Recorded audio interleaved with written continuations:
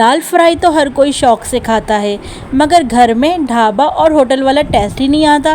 तो अगर आपको दाल फ्राई खाना पसंद है तो इंशाअल्लाह ताला मेरी आज की आसान और मज़ेदार सी रेसिपी आप लोगों को ज़रूर पसंद आएगी। बिस्मिल्लाहिर्रहमानिर्रहीम, अस्सलाम वालेकुम। मैं हूँ समरीन अकमल। मैं आपको अपने चैनल दहली के ज़ायक़े में वेलकम करती हूँ। उम्मीद करती हूँ आप सब लोग खैरियत से होंगे। तो माश दाल तो हर घर में बनती है। आप इस रेसिपी को मेरे तरीके से पका कर देखें, यकीन करें बड़ी ही टेस्टी बनेगी। तो रेसिपी को आप लोगों ने एंड तक देखना है और दहली के ज़ायक़े को सब्सक्राइब भी कर लीजिए, बेल के बटन को ज़रूर प्रेस कीजिएगा। इससे मेरी हर नई आने वाली रेसिपी आपको फ़ौरी देखने को मिलेगी। तो चले माश दाल फ्राई रेसिपी बनाना स्टार्ट कर लेते हैं।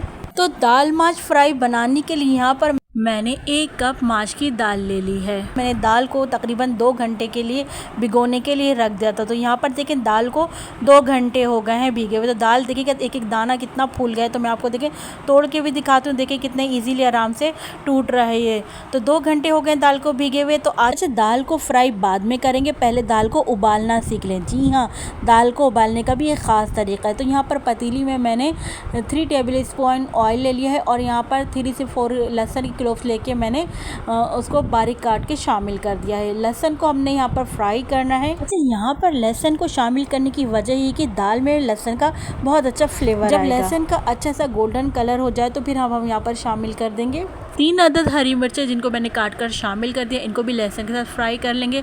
फिर यहाँ पर हमने 1 गिलास जो है यहाँ पर पानी शामिल कर देंगे दाल बॉयल करने का। तो 1 गिलास मैंने पानी शामिल कर दिया है।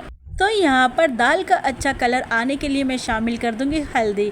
1/4 टीस्पून मैंने यहाँ पर हल्दी शामिल कर दी है। हल्दी को हम मिक्स कर लेंगे पानी में। अब यहाँ पर हम दाल शामिल कर देंगे, जिसको भीगे हुए तकरीबन 2 घंटे हो गए। तो हम माश की दाल यहाँ पर शामिल कर देंगे।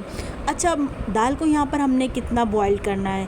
तो दाल को हमने यहाँ पर 80% तक बॉईल करना है, यानी 80% तक गल जाए।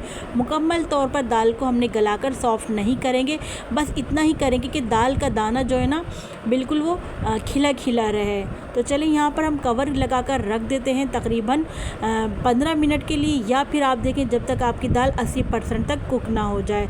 तो चलिए मिलते हैं हम आपसे 10 मिनट बाद। कवर करके रख देते हैं यहाँ पर दाल को बॉईल करने के लिए। चूल्हे पर हमारी दाल बॉइल्ड हो रही है, दूसरे चूल्हे पर हम दाल फ्राई का मसाला तैयार कर लेते हैं। तो भाई दाल फ्राई बन रही है तो यहाँ पर ऑयल ज़्यादा जाएगा, तो मैं यहाँ पर 1/2 कप ऑयल शामिल कर रही हूँ। अगर आप कम खाना पसंद करते हैं तो आप कम ऑयल शामिल कर लीजिएगा। अच्छा, यहाँ मैंने ऑयल शामिल कर लिया है। अब यहाँ पर मैं थोड़ा खुशबू मसाले शामिल करूँगी, गरम मसाले। तो जिसमें मैं 2 चीज़ें शामिल करूँ। गरम मसालों में मैं यहाँ पर शामिल करूँगी काली साबुत मिर्चें और लौंग शामिल करूँगी, जिससे हमारी दाल माश फ्राई में बहुत ज़बरदस्त सी खुशबू आएगी। तो देखिए यहाँ पर मैंने तकरीबन ले ली है 8 से 10 अदद साबुत काली मिर्चें ले ली हैं, 3 अदद मैंने लौंग ले ली है। अब इनको हम थोड़ा क्रैकल करेंगे ऑयल में।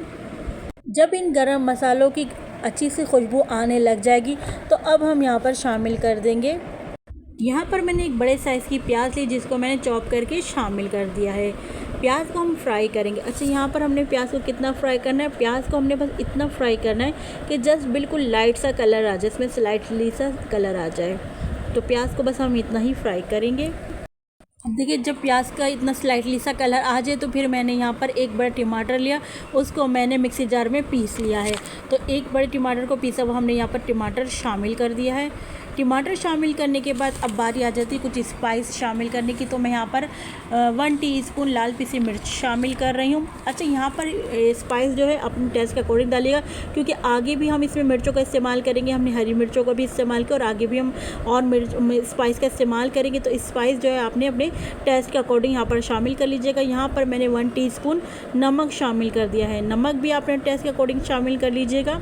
अच्छा, यहाँ पर नमक शामिल करने के बाद अब मैं शामिल कर दूँगी यहाँ पर साबुत धनिया को। मैंने यहाँ पर दरदरा सा पीस लिया है। तो साबुत धनिया मैंने 1 टेबल स्पून में साबुत धनिया को दरदरा सा शामिल कर दूँगी। अच्छा, हल्दी का इस्तेमाल हम यहाँ पर इसलिए नहीं करेंगे कि दाल को बॉयल करते हुए हमने हल्दी शामिल कर दी थी। अब साथ में यहाँ पर मैं शामिल कर दूँगी पिसा हुआ ज़ीरा, ये भी मैं 1/2 टीस्पून शामिल कर रही हूँ।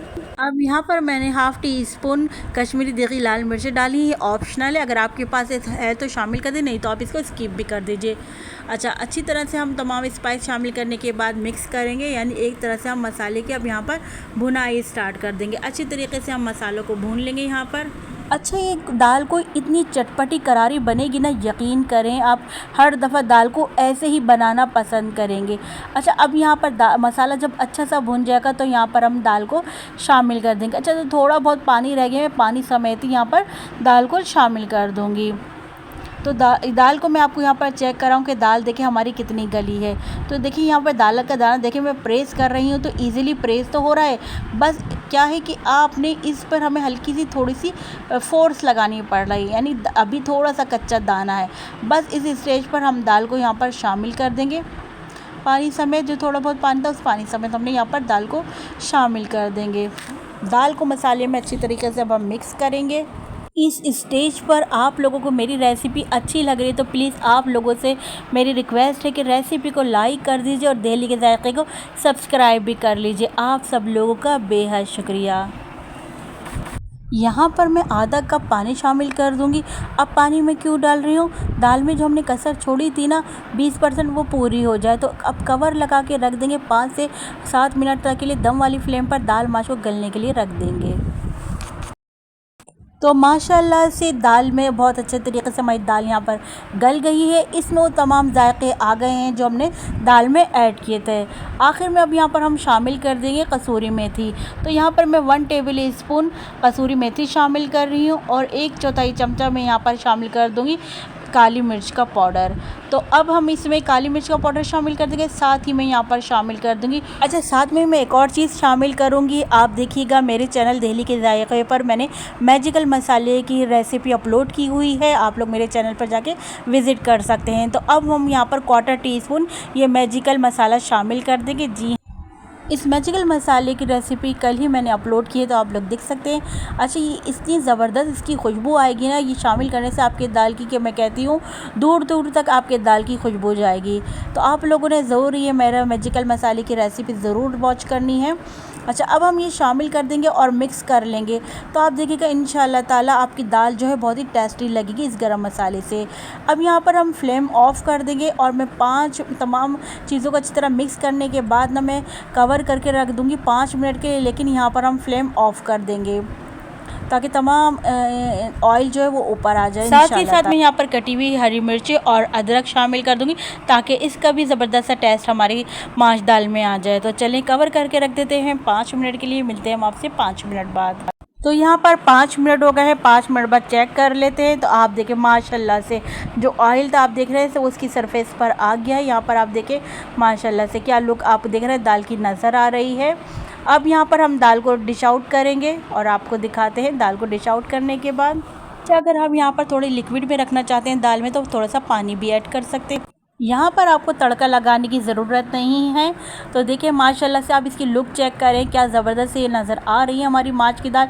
जैसे हमने आपसे कहा था कि इंशाल्लाह ताला जब आप लोग एक बार मेरी रेसिपी से बना लेंगे तो बार बार बनाना पसंद करेंगे। ये कोई इतनी टेस्टी बनती है कि आप लोग इंशाल्लाह ताला मैं कहती हूँ उंगलियाँ चाटते रह जाएंगे। हमने आखिर में हरी मिर्च, हरा धनिया और अदरक स्लाइस करके यहाँ पर शामिल कर दी है। रेसिपी अच्छी लगे तो प्लीज़ रेसिपी को लाइक ज़रूर कर दीजिएगा और दिल्ली के जायके को सब्सक्राइब भी कर लीजिए।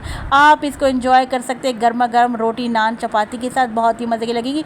और मैं कहती हूँ पराठे के साथ तो मज़ा ही आ जाएगा। तो चले चलती हूँ क्योंकि मैं आप लोगों के लिए इसी तरह मज़े मज़े की यमी रेसिपी लेकर आप लोगों की खिदमत में हाजिर होती रहती हूँ।